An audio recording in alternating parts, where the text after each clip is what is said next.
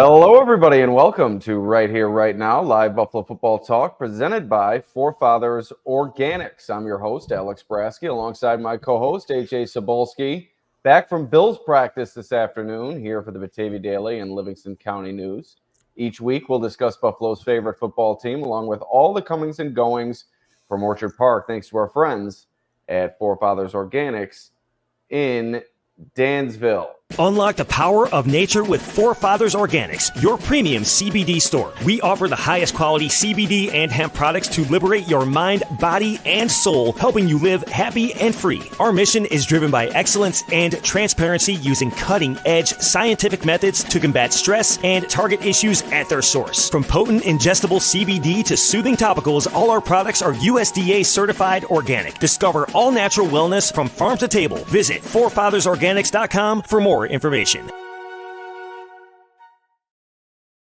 All right, AJ, Seahawks, Bills, days away. Bills Mafia gearing up, making the voyage cross-country to Seattle. I've already seen plenty of photos and videos and tweets from Bills fans in airports throughout the country, all converging on the Pacific Northwest for this big-time non-conference matchup. Both teams coming off a victory, so it should be a good one coming up on Sunday evening. But before we get there, we have updates from practice this afternoon. You were out there at One Bills Drive as the injuries continue, or the injury report, I should say, continues to take shape leading into this one. As Terrell Bernard excused for personal reasons for the second straight day, while he continues to also deal with an ankle injury.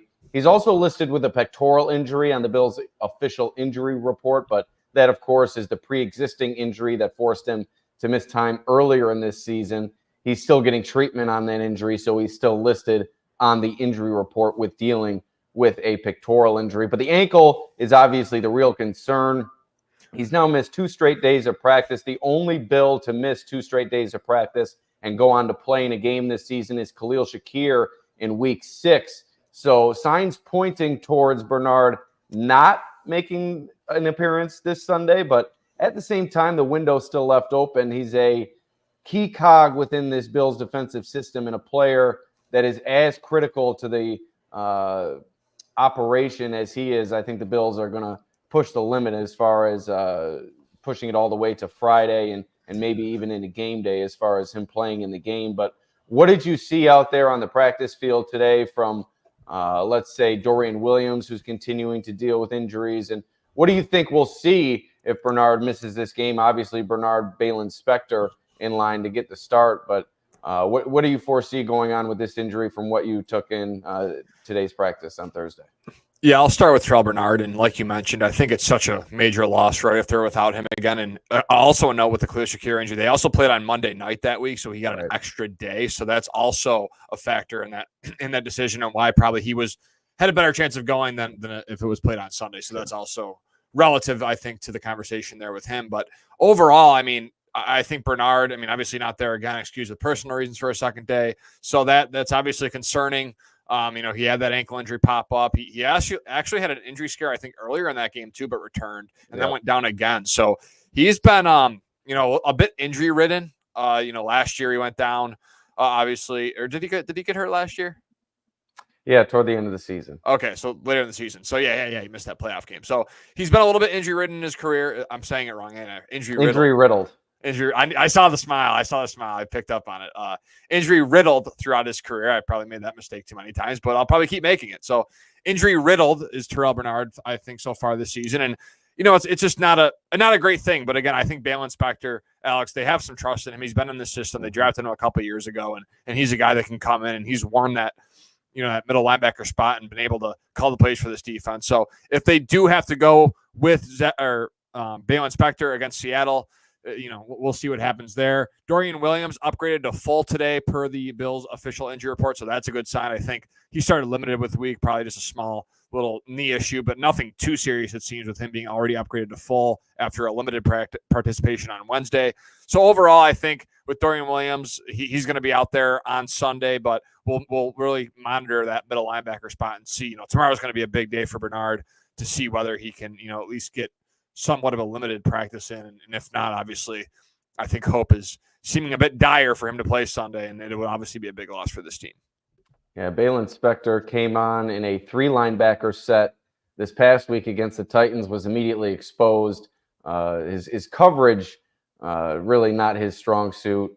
Much better against the run, he and Dorian Williams for that matter. So I think being without Terrell Bernard in this game would be a critical loss in the middle of that defense in terms of defending against the Seahawks passing game. And they've been one of the most pass-aggressive teams in the NFL this season. Geno Smith's been very, very consistent. They have a number of weapons. Obviously, DK Metcalf dealing with an injury, but to have Terrell Bernard for this game and to continue the progression of Dorian Williams alongside a player like Terrell Bernard, I think key for the Bills in this one. How about other updates from practice, AJ? Just your overarching takeaways from the practice field, whether it be injury reports, other things you saw. Keon Coleman awarded Rookie of the Week. What'd you see from him out there on this maybe a bit blustery, a bit chilly fall day, Thursday in Orchard Park? Yeah, it was a bit chilly. I had my puffy coat on, this sweater on, my jeans, so I was a little chilly, but nothing too crazy. But yeah, I think you see Dwayne Carter with the wrist injury. I didn't really see like anything of substance there. He limited 2 days in a row. Hopefully, he's good to go. He's filled in so nicely for them.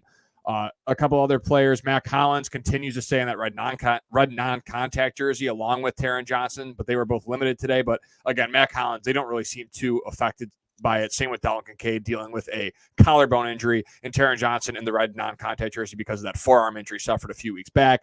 Then you had Dawson Knox, who was, do not practice on Wednesday, but on Thursday was working with Dalton Kincaid and seemed in good spirits, seemed fine, was working through with his positional coach. They were working on some blocking drills, bunch of different like individual work, just those two guys. And then Curtis Samuel, I saw him early during the stretching portion of practice, just in joggers with his jersey, not much really there. And then I saw him in the field house after practice. And he was, you couldn't really tell he was favoring his shoulder, which kind of, why it now is a pectoral injury officially. I know they ruled it a shoulder on Sunday, but it's now a pec injury. So I think obviously something more going on with that. Maybe not a similar injury to Terrell Bernard, but hopefully not. I don't think he's an IR candidate, so maybe just a slight little sprain or something like that with the pec. And then other than that, hey, you want to make sure you get the terminology right. Sprain or strain. You got to get that right. A lot of people uptight about that on social media. That's a key medical term that you have to make sure it is you get correct. Right, because I had a quick story. I have a quick story about that. I actually had my junior year at Brockport. I was playing intramural ball at night, and I was playing great. Everything was going well. This was like when I was trying to I was getting back in shape. I was playing consistently. I was just loving basketball again, and I was walking up the court and literally walking maybe a light jog, and my ankle, instead of working, I guess my toe got stuck because I kind of walk on my toes a little bit. You probably noticed that I'm a toe walker. So my ankle rolled over itself, and I had I almost fainted from the pain. I had a high ankle sprain for 4 to 6 weeks. I was out, and I had to obviously go to the hospital. But yeah, high ankle sprain. There's definitely a difference between a sprain and a strain, to get back to my original point. So again, hopefully Samuel is okay with that pec injury. And then Dwan Smoot also upgraded from a do not practice to limited as well with a groin. So that's also something to monitor. I would say Smoot, Knox, Curtis Samuel, Terrell Bernard are the 4 names to really monitor. I would be confident to say that Matt Collins, Taron Johnson, and Dalton Kincaid will be good to go. Yeah, I think Knox and Smoot trending toward playing this weekend. Maybe Bernard trending toward not playing. Also Samuel, that pec injury, that's an injury that can linger for quite some time, and an injury that athletic training staffs typically like to take slowly. And you've already seen Samuel. You mentioned Bernard getting banged up throughout that game. He's been banged up this season, banged up throughout his short Bills career. Curtis Samuel has been banged around early in his brief Bills career, dealing with that turf toe injury to begin the season. Now the shoulder/pec injury for Curtis Samuel. So not great prognosis on Bernard or Samuel. Knox and Smoot, I think, trending toward playing. Doesn't seem like Dwayne Carter is going to be hampered too much with that wrist injury, as you said. Damar Hamlin, a full participant with the ankle injury today. So he and Taylor Rapp, who appeared to be dealing with a foot injury on Wednesday, but asked him after practice. He said everything was all good with that. So it appears as if the Bills will have their 2 starting safeties. Really, it's the linebacker position on defense to keep an eye on. Williams dealing with that lingering issue, and now Bernard missing 2 straight practices. But AJ, the title of this pod, and really one of the hot topics surrounding the Bills fan base, should the Bills make a trade before the deadline, and another trade, I should say, already trading for Amari Cooper, bolstering that wide receiving core. But a lot of people discussing whether or not the Bills should add another player from Cleveland, and that is edge rusher Myles Garrett, an all-pro player, somebody who's capable of getting after the quarterback on every single play, one of the top pass rushers in the league. He's one of only 3 players with at least 60 sacks since 2020. The other 2 are TJ Watt and Trey Hendrickson of the Bengals, Watt of the Steelers.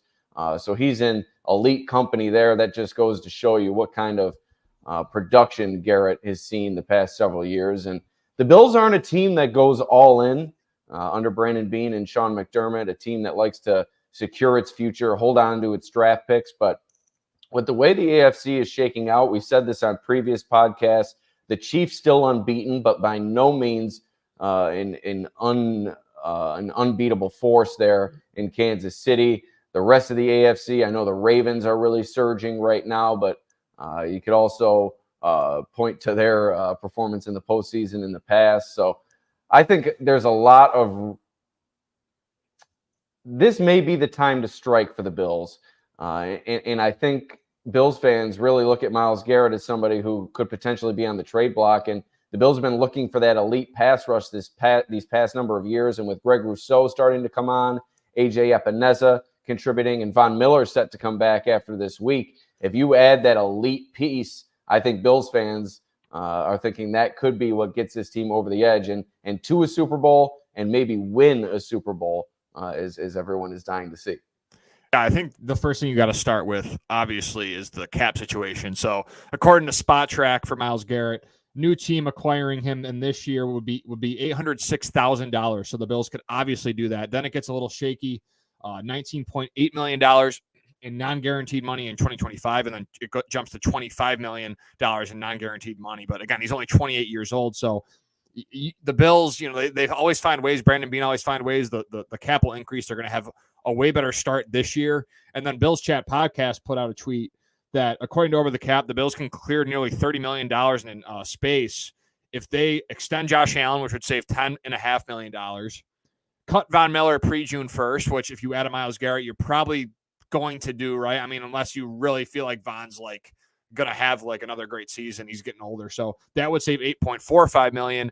Also cut Tyler Bass, which is another conversation we've kind of had all season, that it really can't happen right now, but potentially down the line. That would save $1.6 million. And then if you extend Greg Rousseau, who's coming off a really good game, 11 quarterback pressures, a sack, was just dominant all over the place, that would save $9.89 million. So there's a lot of avenues, I think, for the Bills to, now you're saying do all that stuff in the offseason for the cap moving forward. You're not saying do all those moves in season. You're saying do those moves off season, and that would take care of Garrett's cap hits. It would help. There's probably more, there's probably more maneuvering. I don't know as much. Brandon Beane probably probably could create. Here's the thing. Myles Garrett is a he's not just he's not a Zadarius Smith from the Packers. The Browns went and got him. He's Zadarius Smith is good. He's a great player. But Myles Garrett, I think, to me, is a generational talent. And then that's just my opinion. I've seen the guy play. I just think he's so good at what he does. I mean, you go back to his combine, Alex, 6'4", 272, 33 bench reps, 4.64 40, 41-inch vertical, and a 10'8" broad jump. And then he's just a guy that's been a big-time player since 2017, most games with a forced fumble. Myles Garrett is 5th with 17. He also, last season, through November 25th, Myles Garrett in the fourth quarter overtime, which, that's a huge part of that game.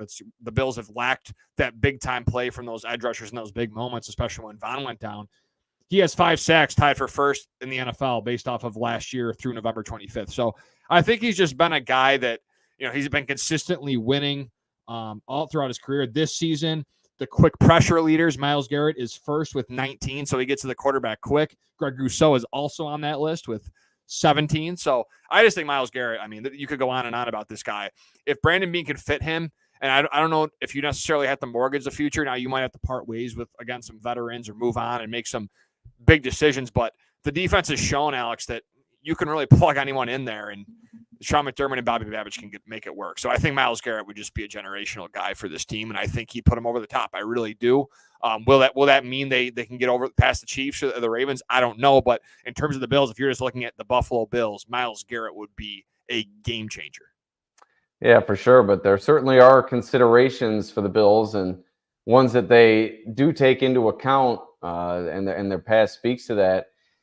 If the Browns move on from Garrett, they're going to incur, I believe, over $50 million in dead cap. So you're going to have to give them a boatload of picks to make this happen. Multiple first-round picks, maybe multiple second or third-round picks as well. Throwing Ajay Cybulski, maybe. I don't know.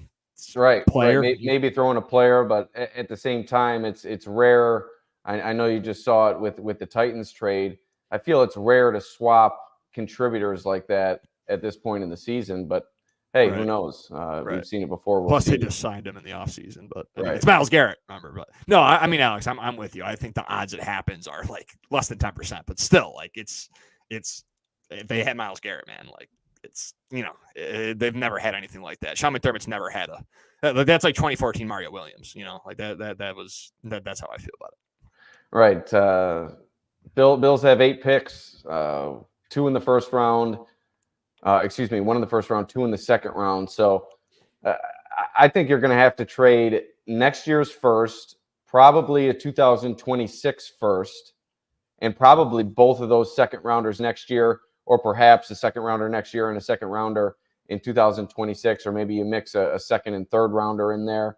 But mortgage the future might be an understatement for what you're going to have to do for Myles Garrett. And he's about to be 29 years old, so you have to take that into account as well. You do have him for 2 more years after this at as you said, a high cap number, $19.8 million in 2025, $25 million in 2026. So Bills aren't flush with cash moving forward into next year. I think they're right now projected to have about 10 or 15 million in cap space before all of those offseason moves are potentially made.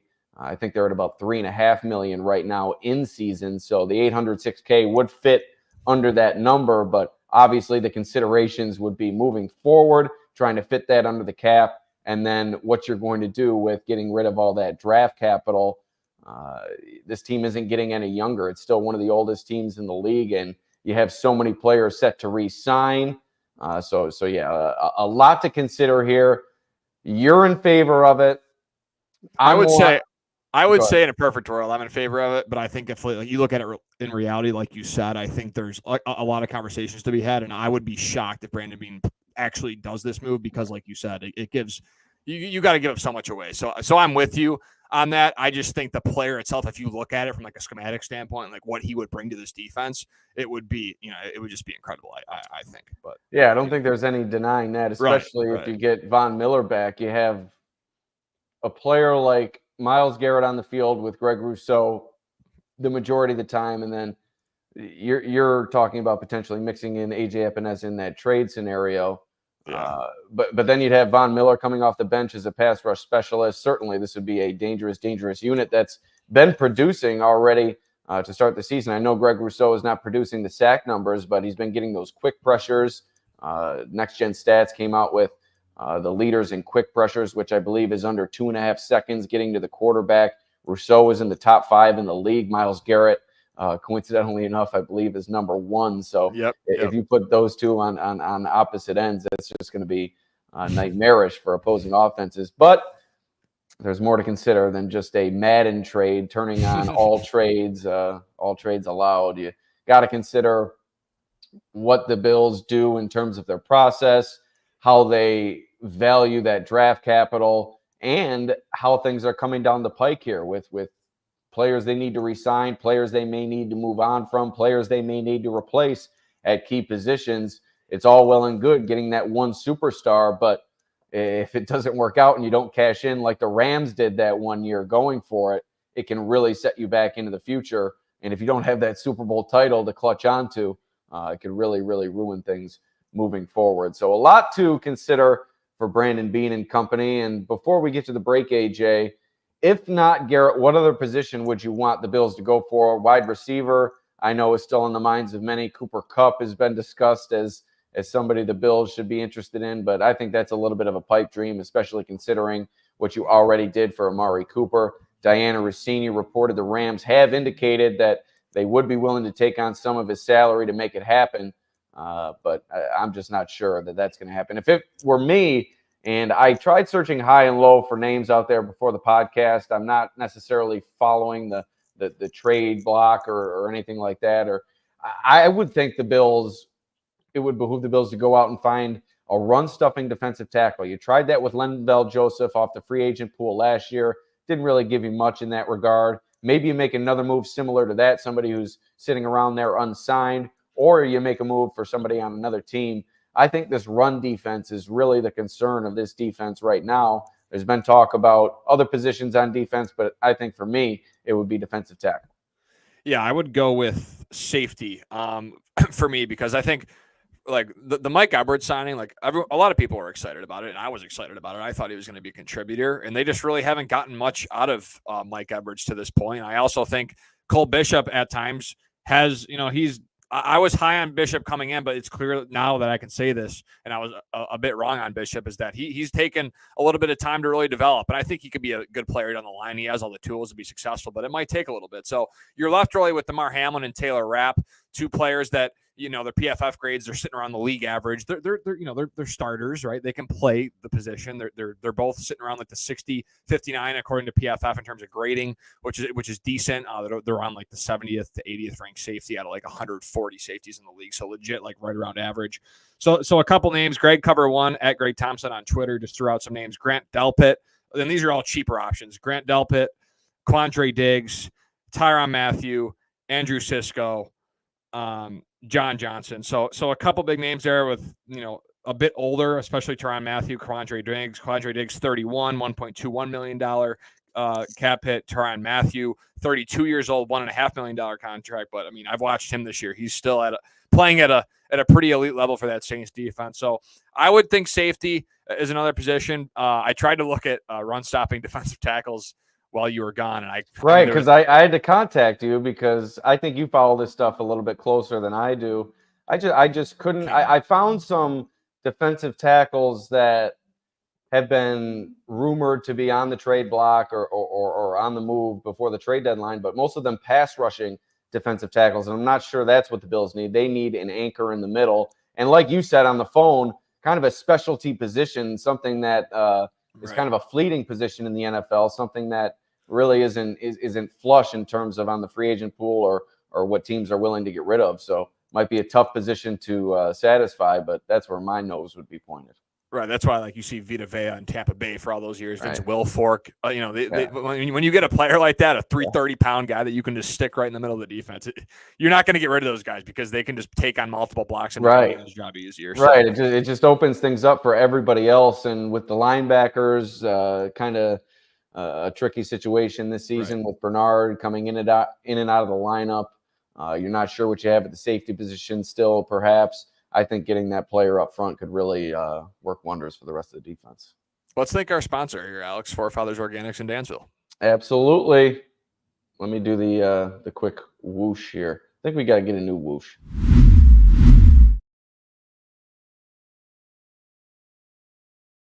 At Forefathers Organics, their mission is to liberate, educate, and innovate with the highest quality CBD and hemp-derived products for your mind, body, and soul so you can live happy and free. Visit them at 87 Franklin Street in Dansville, online at forefathersorganics.com, or call them at 585-335-2223 to learn more about the products they offer.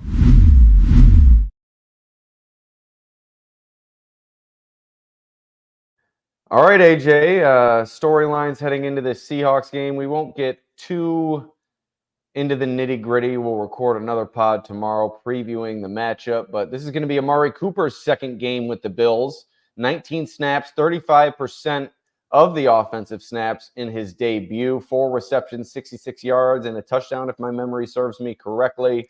I think his snap share is going to increase by quite a bit this week, maybe upwards of 60% of the snaps. And I think you're really going to see what he can do for this Bills offense. He wasn't on the field, it turns out, for any of Keon Coleman's targets this past week against the Tennessee Titans. I think you're going to see them mixed up a little bit more this week and maybe see those two work off one another a bit more than you saw this past week. You already saw things open up for Dalton Kincaid a bit down the field, and obviously Keon Coleman with a big 100-yard game. But I think Amari Cooper, Keon Coleman, Dalton Kincaid, all on the field together. I think you're going to start to see that trio flourish with Josh Allen this week, going up against a tough defense in Seattle with a defensive-minded head coach and Mike McDonald. It's not going to be any easy task, but I think you're going to see some of what the Bills want to see from that three-headed monster in the passing game start to develop. You've already seen what you're going to see from Khalil Shakir. I think he's going to be the mainstay within this offense, but seeing Amari Cooper, Keon Coleman, Dalton Kincaid, what those three can do on the field, whether it be all three of them on the field together or two at the same time with Shakir, going to be fun to watch starting this week. Yeah, that's your core moving forward. You mentioned it. Keon Coleman, Amari Cooper, Khalil Shakir, and Dalton Kincaid. I think those four players, we thought that Curtis Samuel, because of the contract and because of the, success he's had with Brady over his career and his dynamic ability to be used in the run game and as a gadget guy. It just, I was talking about it today at practice, and I just, the Bills have, it feels like they've yet to figure out that gadget position in terms of like utilizing that. So I really think you're seeing those four players, Cooper, Shakir, Kincaid, and Coleman, really be those four guys. Brandon Miller responds to my Twitter about going all in, and I know he talks about it. He says, I would go all in, but I'm going to go all in on the offensive side of the ball. So he wants to trade for Kupp and dare teams to stop them. So that's his idea from that, just going back. So thank you, Brandon, for the response to our tweet and checking it out. And Chuck has a question here. Chuck is asking, why not go with Lewis Cine? He's, since the Bills, was that a trade or did they just sign him off the off? I think he's an undrafted free agent. Hold on. Let me, because he was with the Vikings, but regardless, he's been with the Bills these past several weeks. Obviously, they like what they have with Taylor Rapp and DeMar Hamlin over Lewis Cine. I don't think you're going to see him vault either of those players from the practice squad at this point in his Bills tenure. It might be something to consider for the future. Maybe a player with high upside moving into next season and beyond. But mid-season, I don't think you're going to see them change out either Rapp or Hamlin for Lewis Cine. Yeah, Chuck is correct. He was a first-round pick in the 2022 NFL draft, but you're right. I don't see him. I mean, it's been a tough start to his career, and he's kind of a journeyman already. So maybe he can stick somewhere, and maybe the Bills are the spot. But until, I think, with, like you mentioned, Hamlin and Rapp being there, I think that that's obviously going to be the pair moving forward. But yeah, going back to your Cooper point, Alex, like I said, or like you said, I think Cooper opens everything up, and I'm expecting more of a snap share. Keon Coleman was like glued to Cooper at practice when it was open to the media, kind of picking his brain, talking to him throughout the entirety of the practice. Khalil Shakir was just kind of doing his own thing on his individual drills, and Coleman and Cooper were chatting it up. So I think with this Bills wide receiver unit, it got a lot better. You've identified really your core. Throw in James Cook in there as well as part of that core. Forgot to mention him. So I think overall, this Bills wide receiver room is looking a lot better, and I think you can attack the Seahawks defense. I know they really played well last week, 34-14 over Atlanta, but they're still a team that you can score points against, and Geno Smith out there on the offensive side of the ball. I think this Bills team is going to need to score points, and I think they can with this new piece on the offense and the way that Josh Allen's been taking care of the football. Yeah, the Seahawks team not far removed from a 3-game losing streak, so they're certainly capable of some bad football. The Bills have to force them into some this week. And this week, the Bills have seen a lot of reunions this year. You see Jordan Poyer in week 2, Stephon Diggs in Houston. This week, Tyrell Dodson awaits the Bills in Seattle, and he's a key piece of that defense. They just traded Jerome Baker, I believe is the name, for Ernest. Do you have the last name? Ernest Jones. Ernest Edwards, I think, is a player from Rochester that, I think he graduated Aquinas, and then he went to the University of Maine. High school brain kicking in. Yeah, I think I got that confused. But yeah, Ernest Jones comes over, and he's expected to play this week. Not sure if he'll get the start and play starters reps, but he has experience. I believe the Titans defensive coordinator is a disciple or somebody who's worked with Mike Macdonald in the past. So I think that transition is going to be more seamless than it would be for your typical linebacker coming over and fitting into a defensive system. But yeah, Tyrel Dodson, a key piece to the Seahawks defense. They've been really pleased with what he's offered out there. I think they've liked his leadership in the locker room, a veteran player, somebody who's seen a lot of playoff football with the Bills and played under high expectations. So interested to see what Tyrel Dodson has to offer, and interested to see the interactions with his teammates. He was certainly an interesting personality to talk to when he was in Buffalo. Yeah, Tyrel Dodson was, and he's really made himself, has given himself a really good career. And, I'm sure he gives a lot of credit to the Bills, but he was really a guy that came in really underappreciated, I should say, and not really used, a special teams guy. And he just kept fighting and working his way. And, there's times, you can talk, he wasn't that great in coverage, right? But that's a lot of linebackers that they're not that great in coverage. But I mean, man, if you look at Bill's got a few of them right now. Yeah. Dorian Williams is below a 50. I think PFF pass coverage grade as well as Terrell Bernard. So both of those backers are not, according to PFF, playing that great in the pass coverage game. So again, I think Tyrel Dodson, he's cool. It was a good locker room fit. I think the team rallied around him, and you see he's fitting right in with Seattle. A couple of weeks ago on Twitter, he led the troops out to go to play a game against, I forget who it was, but it was a primetime game, and Tyrel Dodson was kind of giving a prep talk. So it was cool to see him fit right in there. I think a lot of players have a lot of love for him. Deion Dawkins was asked about him today after practice, and he was really excited and looking forward to seeing T-Dodd. And that's interesting because last year I believe it was a regular season practice, he and Dawkins got into it, and Dawkins had some interesting words for him, kind of diminishing his role on the team, just kind of sunning him a little bit. Dodson, obviously a reserve player for the Bills. Dawkins, the starting franchise left tackle. I think his words were, you're just a special teams player or something like that. So obviously a healthy competitive balance there between those two players. And anybody who's played sports and stuff like that, how it can be with teammates sometimes. You go back and forth, but it's all love in the end. And like you said, Dawkins showing Dodson some love today.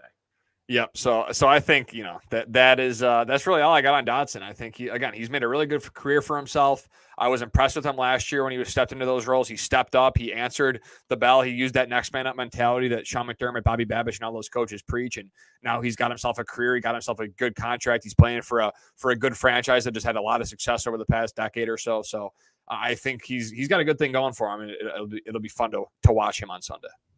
Last item of note, the Seahawks injury report. DK Metcalf did not participate in practice on Wednesday. Mike Macdonald said that he would not participate on Thursday either, but the word is that he is going to try to play on Sunday, dealing with that MRI strain or sprain. I'm not sure. We'll have to go to Twitter for that one. But I can check that right now. Dealing with the MRI ailment nonetheless is DK Metcalf.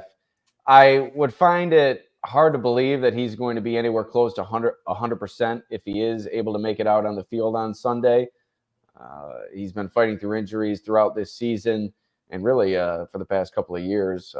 Nothing really significant, if my memory serves me correct, but always seems to have something nagging. So that would be a big loss for the Seahawks. Their running back, Kenneth Walker III, he's dealt with an illness. He did not participate on Wednesday, but an illness that's a little bit less concerning, and I would expect him to play on Sunday. Yeah, DK Metcalf's off to, I think, the best start of his career. And he's obviously been very dominant. Ole Miss was a freak athlete coming out, but give Geno Smith a lot of credit for that. He's playing some good football. Right. So they're throwing the ball a ton. I think they're throwing it most of the league. Like 67% of the time or something. Yeah. Most of Ed Oliver was talking about that today. They know they throw the ball a lot after practice. When I asked him about getting to Geno, he mentioned just how much they throw the ball and how they're going to have a lot of opportunity to do it, so they better do it. But yeah, 67% pass rate. Right. That's the most pass aggressive team in the NFL. That's going to be one of my it's going to be one of my takes coming up for this weekend. So don't steal that for your storylines, USA. I won't. 35 catches, 568 yards, 3 touchdowns for DK this year already. It says here a grade 1 MCL strain. That's what it says here, according to Jeff Mueller, a PT I follow that's very reliable and pretty accurate. And like you said about the DK likely to play, Field Goals on Twitter, a reporter for SB Nation Seahawks, said that last year or 2 years ago, excuse me, he was a do not practice on Wednesday, Thursday with a knee injury, and then limited on Friday, and then played. So maybe they take that similar approach, right? Maybe do not practice, like you mentioned. You said Mike McDonald said he's not going to practice today, Thursday, that is, for listeners. I would expect him probably to be limited on Friday and then play on Sunday against the Bills. So we'll see what happens. DK is obviously a major factor. His physicality. Christian Benford will be tested, although he's gotten off to such a great start. Rasul Douglas will be tested, and don't forget, Noah Fant, another playmaker. Kenneth Walker, we always talk about. Jackson Smith and Jigba, who Garrett Wilson said was better than him just a couple years ago when they were all at Ohio State together. So they got some talent. Dynasty purposes wise, I'm hoping that Tyler Lockett retires soon so I can finally get my full exuberance of JSN, because I drafted him and I got all hyped for him, and he's been all right, but I need more from him. So yeah, they got a really good squad over there, and the Bills defense is going to have to start better than they have in the previous couple games. All right, so AJ wants to go all in for Myles Garrett. Sell the house. AJ says 5 first-round picks if you got to do it. Get it done, Brandon Beane. Go for the Super Bowl. And hey, AJ, I'm kind of with you, because these past few years they've built for the future. They've done a great job doing that year after year. They're competitive, even in a year such as this, a transitional year as it was supposed to be. Look at them. They're 5-2, running away with the AFC East. One of the best offenses in football for maybe 3 out of the 7 weeks of the season. So things have been clicking for the Bills, but it hasn't worked in terms of getting over the hump and passing that divisional round after that initial AFC Championship appearance. So when it doesn't work, something's got to switch up, and maybe this is the year. Like I said earlier, with the way the AFC landscape is shaping up, I think you're most afraid of right now the Baltimore Ravens. Obviously, you still have that matchup with Kansas City upcoming. The Ravens took care of business in your matchup early in the season, but I think if you're the Bills, you have to eye this as maybe a good chance to dethrone the Chiefs as Super Bowl champion and AFC champion for that matter. And a Myles Garrett could certainly get things done for you in a big way moving toward that end. So that's going to do it for this episode. Before we get out of here, we'd like to thank our sponsor one more time, Forefathers Organics in Dansville. Unlock the power of nature with Forefathers Organics, your premium CBD store. We offer the highest quality CBD and hemp products to liberate your mind, body, and soul, helping you live happy and free. Our mission is driven by excellence and transparency, using cutting-edge scientific methods to combat stress and target issues at their source. From potent ingestible CBD to soothing topicals, all our products are USDA certified organic. Discover all natural wellness from farm to table. Visit forefathersorganics.com for more information.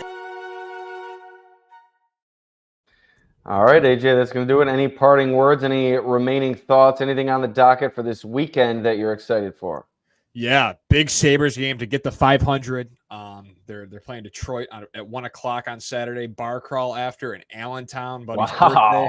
So Halloween bar crawl. I still gotta figure out my costume, and it's Thursday night. That I'm a procrastinator with that kind of stuff. So I'll figure something out. Make sure you have a ride. DD. Yeah, I'll have a ride. My girlfriend is very diligent with that stuff and is not a big drinker, so she usually is always the driver for this type of stuff. A medical professional, very savvy. Correct. So yeah, that's my on the docket Saturday, and then Sunday Red Zone 1:00, and then the Bills will play the Seahawks. So looking forward to it. Big game tomorrow in Section 5. Geneseo Mount Morris against OAE, and a big game for Class D in terms of the seeding. So I'm looking forward to that as well. So yeah, it should be a fun weekend. All right, that's going to do it for us. We will see you next time. Peace out.